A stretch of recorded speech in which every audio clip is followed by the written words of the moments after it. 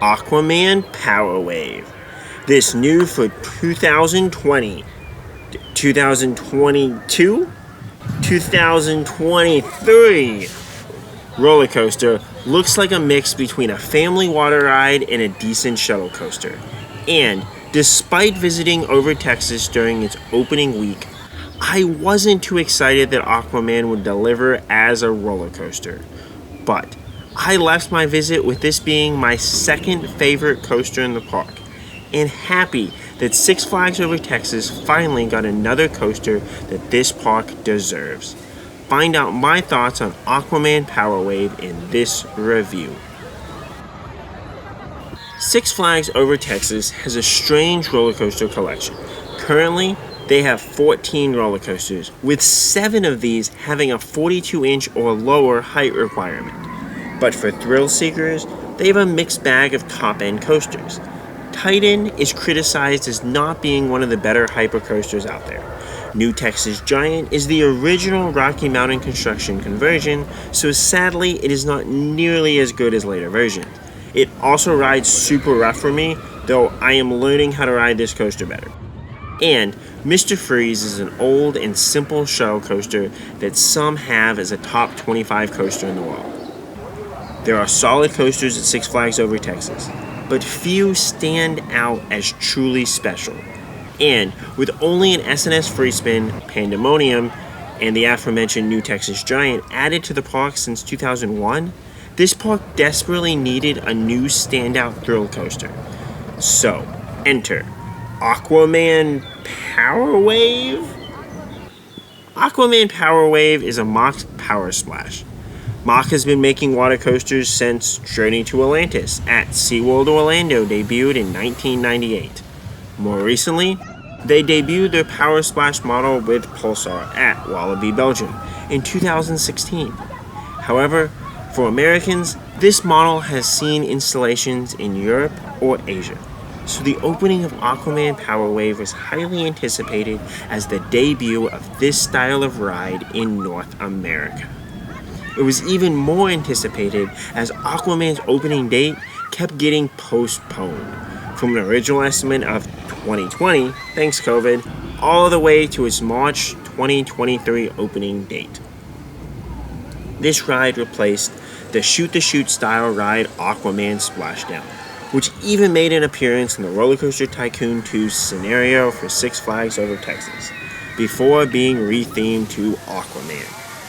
As these rides become more rare, I can't help but think it's a shame this park lost such a ride, especially one that appeared to really add a sense of greenery and immersion with the trees around it.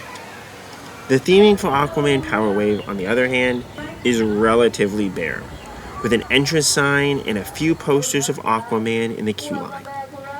Even the queue line is mainly just a small series of switchbacks that then wraps around the coaster, though it is a bit too close to offer stunning visuals of the coaster itself. The turnstiles loading platform is neat, and there is a single rider's line that accompanies the Flash Pass line, so ideally both should be going out full. Though, on my visit, this seemed to be hit or miss depending on how the operators were managing things, which became even more difficult as this ride would break down for 10 to 15 minutes on a regular basis due to restraint issues. Since it was cold on my visits, I didn't ride in the front row. They also were generally not accepting seating requests for rows either.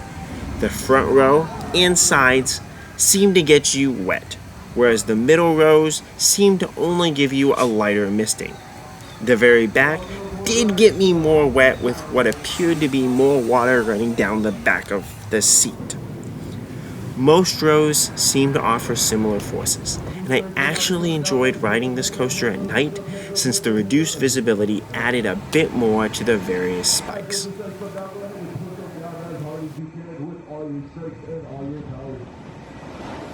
After turning around the turntable, you'll launch backwards over a small hill.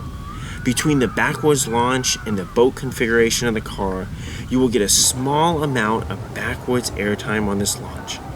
Then you travel partially up the largest spike, giving you a nice sense of airtime mixed with weightlessness that really feels wonderful. This is followed by another powerful boost that seems to mask some of the airtime on the middle speed hill before staring straight up at a vertical spike that again delivers a strong sense of airtime. You don't go too close to the top, so you don't have to worry about feeling like you'll fly off the end of the track too much. After this great sensation, you travel backwards over the speed hill again, this time giving you a small amount of airtime before traveling up the final spike. As much as I was worried about not getting soaked on colder days on my rides, I couldn't take my mind off the mixture of fear and enjoyment that these various spikes were offering me throughout the ride.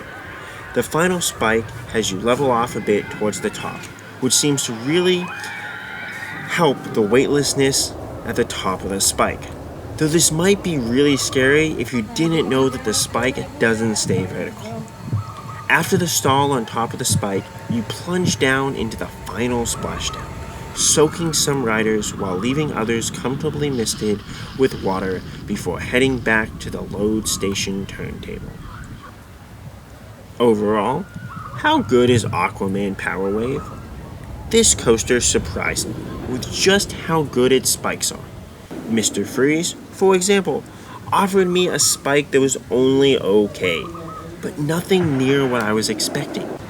Aquaman delivered some of the best drop sensations in the entire park, with only New Texas Giant's amazing first drop beating out how these 3 spikes rode for me.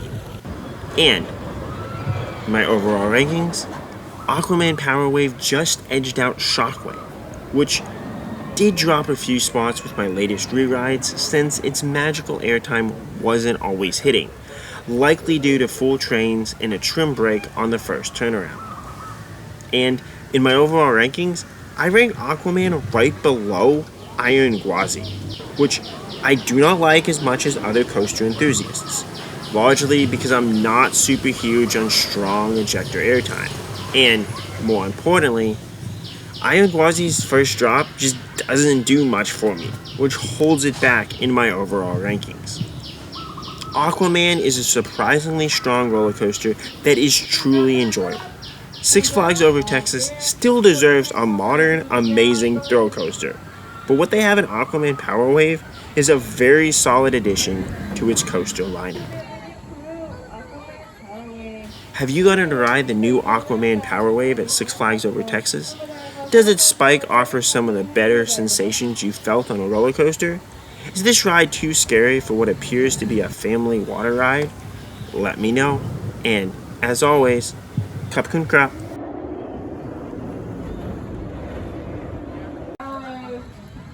We do recommend that you get to it as fast and as safely as possible. Remember, there are no cell phones, no recording, nothing in your hands while the ride is in motion.